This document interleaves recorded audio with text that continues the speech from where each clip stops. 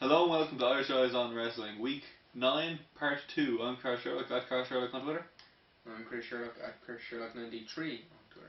And we're going to talk about what happened at TLC now today. Chris, we have to say, after he ruined the surprise yesterday,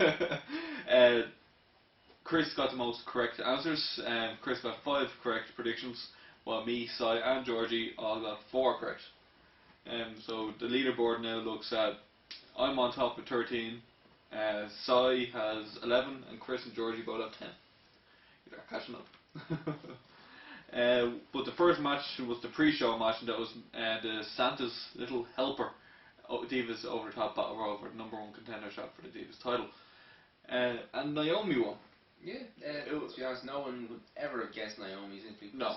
Well, she wasn't in it until then. Until Wednesday. Yeah. She was put in on Wednesday and AJ was taken out. Naomi won it, and I have to say it was a huge shock. Yeah. It was her and Kaiten in the last two in the match. And now for a Divas match, it was alright, you know? It was a battle okay. Battle roads are good anyway. Yeah, it was entertaining. Naomi won, big shock. And the first match at the end of the night was Team Rhodes Scholars against Rey Mysterio and Sin Cara. And it was a great match, and it was a great spot to end it in the tables match. If you didn't see it, Sin Cara got pushed through the table, but he jumped up onto the ropes. He was on the ring apron, jumped up onto the ropes to jump onto Damien Sandow then.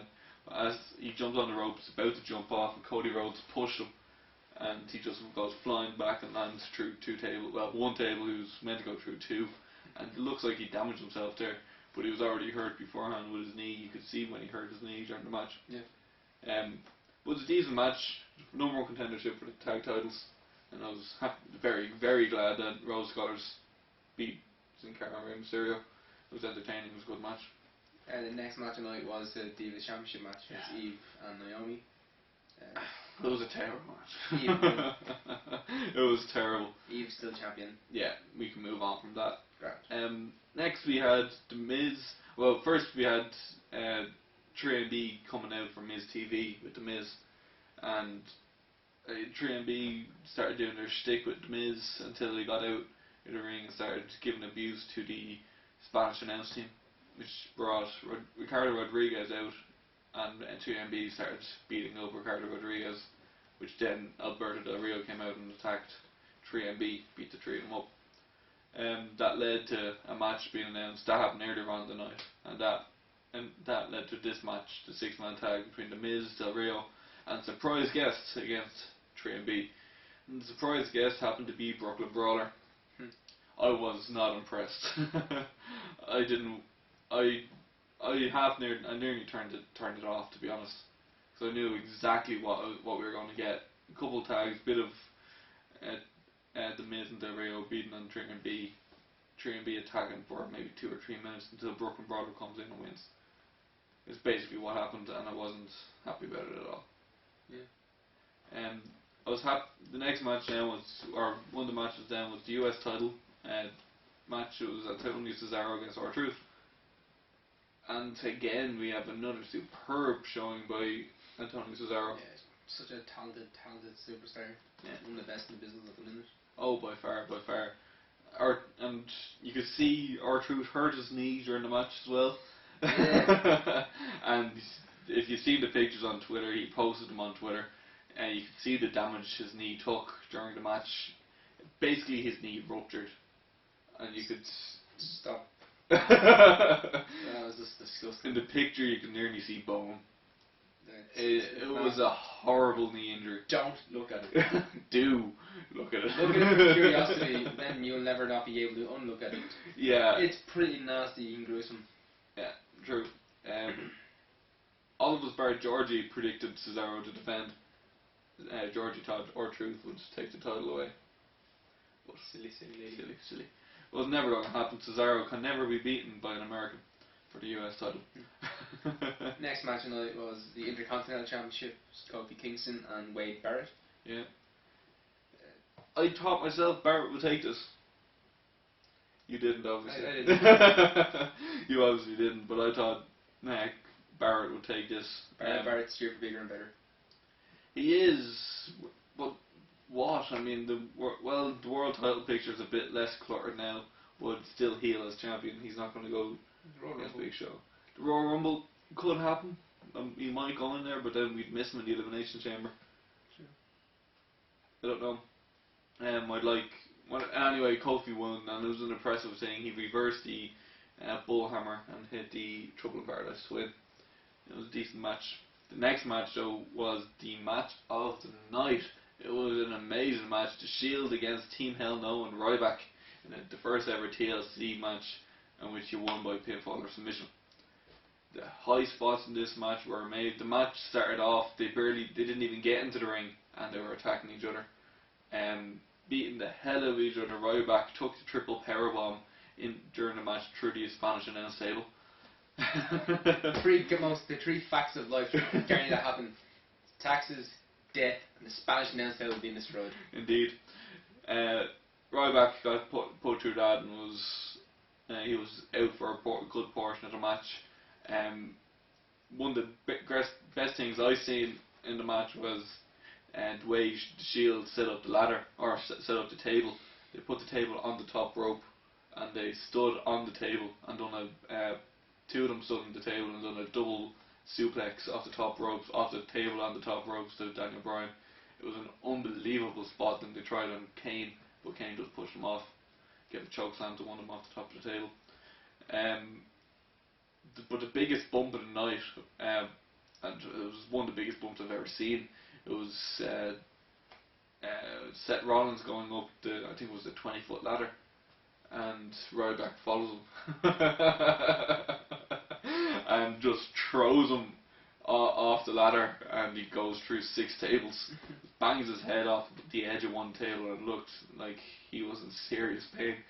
But when they got down off the ladder, Ryback had taken such a beating. That was the end of the match. Ryback had taken such a beating. Then the other two, Ambrose and Roman Reigns, ran into the ring while Rollins was going up the table or up the ladder, and Ryback couldn't make it back in time after Daniel Bryan got a powerbomb off the top ropes by Roman Reigns for the pinfall.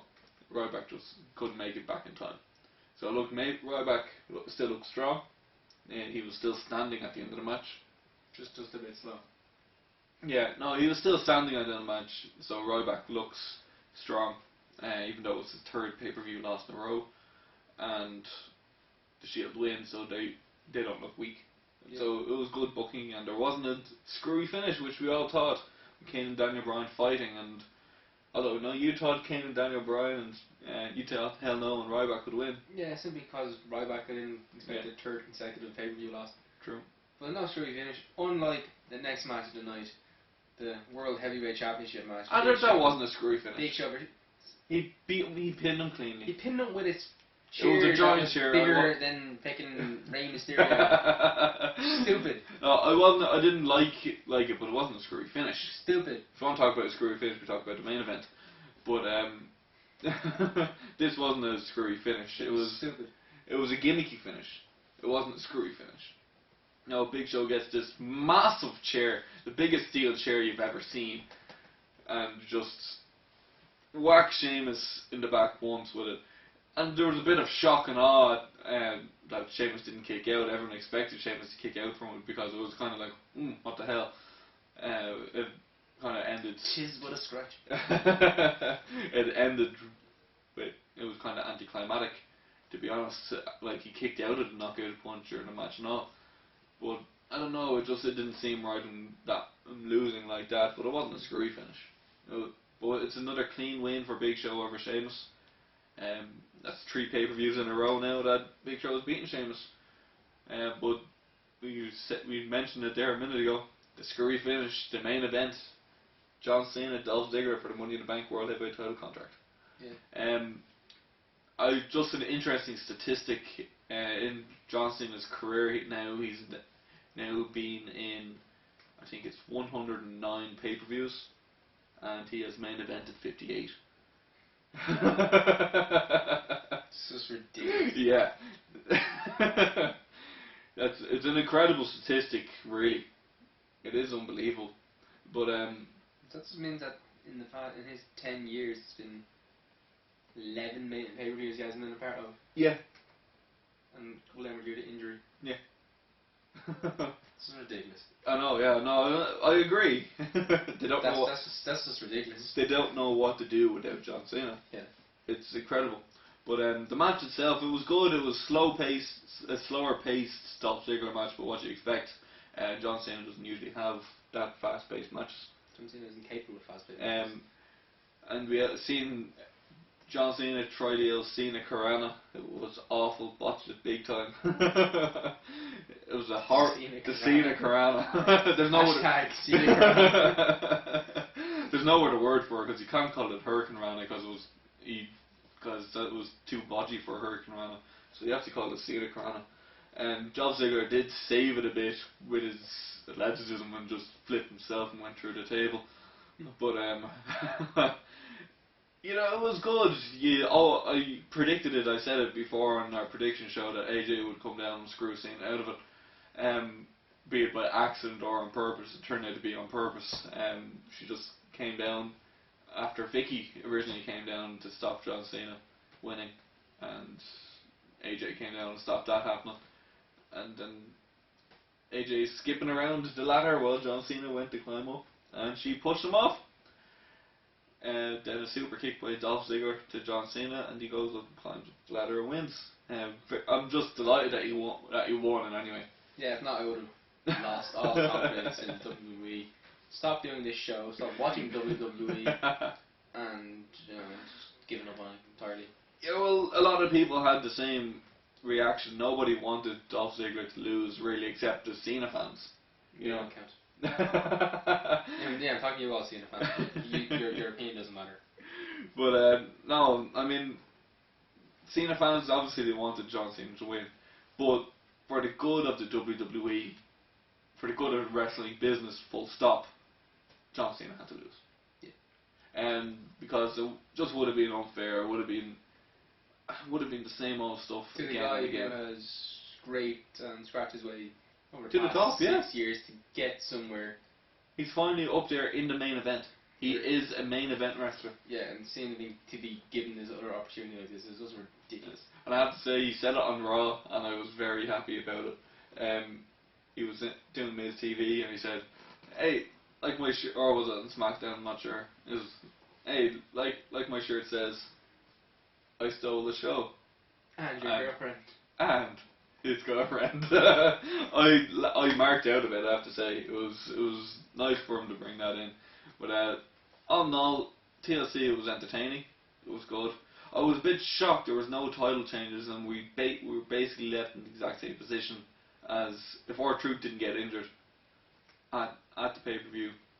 We would be in the exact same position because Sheamus is still fighting Big Show, Dolph and Cena are still fighting, Kingston and Barrett are still fighting, and up until the two injuries, Rey Mysterio and Sin Cara are still fighting. And apparently The Miz and Del Rio and special guest are fighting 3MB. Yeah.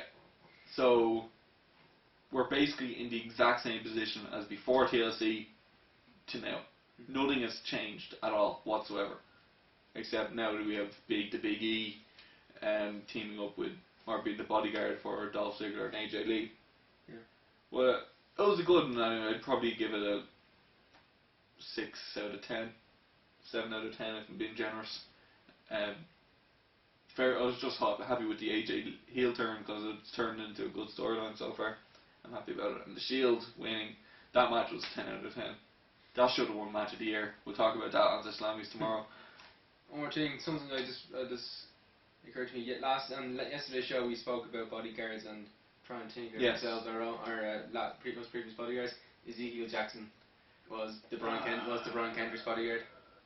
Yeah, we won't count that. It just occurred to me. Yeah, but I did say there was a couple ones, but they just didn't count. I can't think of any since Batista, and that's occurred to me. I wouldn't count Big Zeke. I mean, he's a terrible, terrible wrestler, and yeah. No. No, I mean. No, Ezekiel Jackson, alright, but I wouldn't count him. He was just a waste of time. To be honest.